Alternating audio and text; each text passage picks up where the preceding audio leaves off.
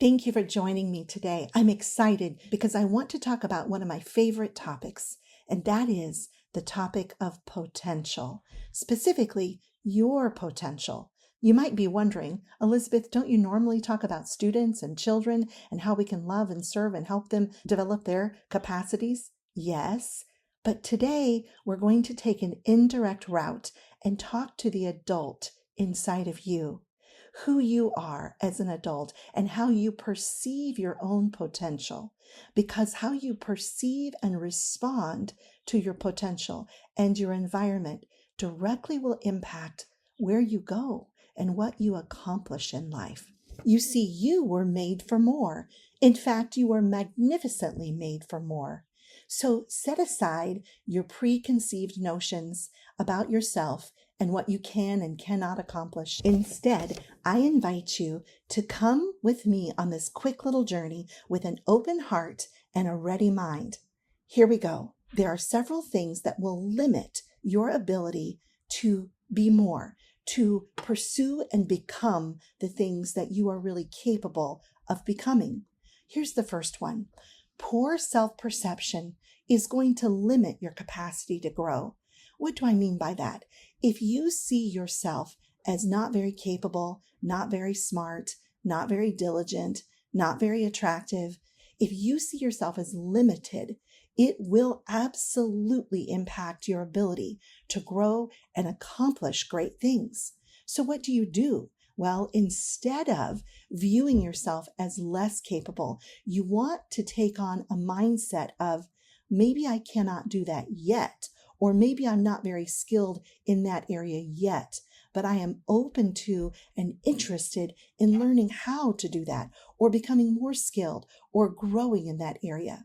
You see, your self-perception affects how your brain works and how you go about living your life. So you want to start by shifting your self-perception to the possibility of you rather than limiting yourself. Instead, embrace, maybe not yet, but I can work towards becoming better or more capable in that area. Secondly, small-mindedness is going to degrade your openness to improvement. What do I mean by small-mindedness? It's not the same thing as poor self-perception. Poor self-perception is your own view of your limited abilities. Small-mindedness tends to be more of a narrow mindset of, well, I've never lived anywhere else, or we've never done it like that, or I've never considered going out of state to college, or I've never considered working in that field. Small-mindedness pertains to a narrow perception of what life's possibilities have to offer. Sometimes a community struggles with small-mindedness. That's all they've ever known, so that's what they attune themselves to.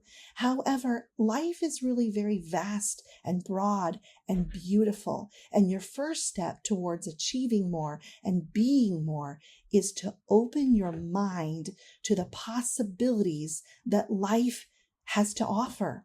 Small-mindedness will degrade your ability to accomplish more. Open-mindedness and an openness to all the beautiful things before you, that's going to help you shift into the gear you want to be in to accomplish more. Thirdly, a lack of belief in your own potential will push away personal promise.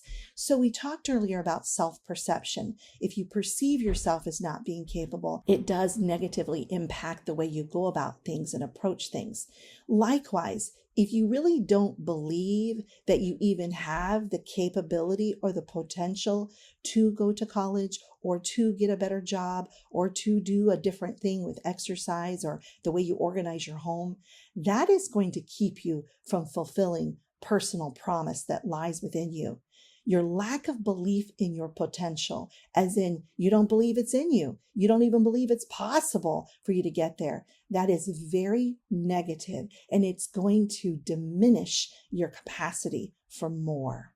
Fourthly, negative self-talk and even saying things out loud that are negative.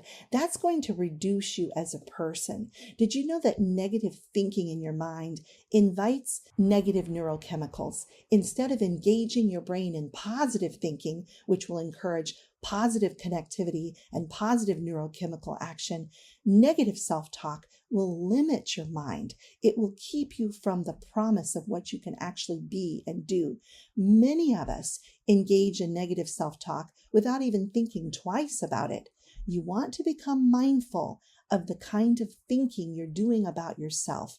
Are you limiting your own potential? Do you keep saying negative things to yourself and about yourself in your head or out loud? Well, if you do, you want to take inventory of that and stop, because it does not help you grow and tap into your beautiful full self. What about fear? Fear makes us fragile. Fear causes us to be timid and to shrink back. Sometimes we struggle with fear of people, or fear of circumstances, or fear of the future.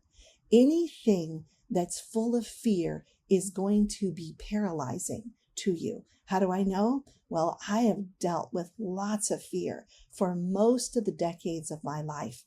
I'm not suggesting that we shouldn't be careful and cautious and prudent about the choices we make. We don't want to make decisions that put us into compromised and dangerous situations. I'm not referring to that. I'm referring to a heart posture of fear, wherein we don't take risks, we don't try new things because we're so paralyzed by fear. You want to cast off fear. Fear has no place in the purpose of your life. Fear will keep you and derail you from becoming the full, beautiful, complete person that you are capable of being. What about fear of failing? Fear of failing goes beyond just fear of people and circumstances. Fear of failing is when you believe, well, I shouldn't even try because there's no way I'm going to succeed. Or if I do try, I'm just going to fail and embarrass myself. It's not going to go well. If you believe that you're just going to fail, it will keep you from trying. And the reality is you're going to fail. And you're going to fail in small ways, in medium ways, and in big ways. But when we are willing to take the risks and fail, we are able to learn from our failures and move forward from them. But a fear of failing will impede you from moving forward. So you want to cast that aside, move forward, even ever so slowly, and embrace new things, even if it means you're going to fail a little. Believing in the lies or the limitations that others say or suggest about us, that will pin us in, that will hinder us from accomplishing great things. There are just people sometimes who are limited in their own thinking, or maybe they don't want you to be better than they are. Whatever the reason is, it doesn't matter. But it's important for you to recognize, do you have someone in your home who's negative about you, or someone who you're with at work or in other life circumstances? You need to mentally be aware that what they say about you, what they imply about you in their words or their actions, it actually has very little bearing on what you will accomplish if you choose to recognize, oh, those are limiting negative words that they are saying about me, and I choose to not believe them. I choose to not embrace them. Quick side story. When I was much younger, someone very close to me said to me that I would never graduate from college if it weren't for that person's help. Well, that wasn't true. And granted, learning was difficult because I have dyslexia and it took me a long time to read and process things. But I powered through and I graduated and went on to get several advanced degrees. But if I had stopped and allowed that person's negative comments to keep me from moving forward, I would not have moved forward. Be careful about allowing the negative comments or views of others around you, even if they're in your own home, to keep you from moving forward and believing in yourself. Another thing that will keep us from developing our full capacities and moving into more is being overworked, overcommitted, exhausted, and so forth. I know because I've lived this journey. If you are in a situation where you need to pour out too much, too often, you have to find a way to take a step back, because coming from a place of being overworked, overcommitted, and just simply deeply exhausted, that will absolutely preclude and prevent you from tapping into your more. So you want to figure out a way to limit some of the work so that you have margin in your life, because margin is necessary for you to get to the more. What about poor brain health? Well, I know about this firsthand too. I experienced a bad concussion about 4 years ago, and that had a significant impact on my cognition. And then as I've gotten older and made poor choices at different times, it's definitely had an impact on my brain health. We know from research that in order to have good brain health, we need good nutrition, good hydration, ample exercise, time outdoors, good sleep. In fact, a quick note about sleep.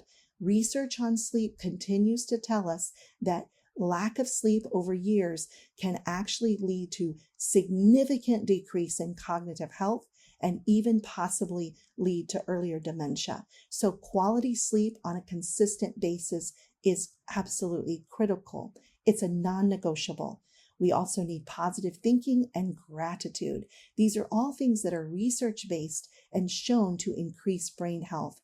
Engaging in activities or choices that keep us from having good brain health, these are also going to make it really difficult, if not impossible, for you to tap into your more and to become that magnificent person that you are capable of being and intended to be. And last but certainly not least, failure to visualize and imagine yourself as more will prevent you from walking into and developing that full person that you are capable of being. We want to see ourselves as more. We want to imagine the things we are yet to do. We want to embrace the potential that lies within us. We want to move in to our full selves when we're doing things in the future that we don't yet do, where we're operating on a level where we don't yet operate. We want to move into that fullness wherein we do well, we love others well, we sacrifice for the benefit of others, and we are bustling with beauty in everything we touch. Yes, my friends, this is possible for you.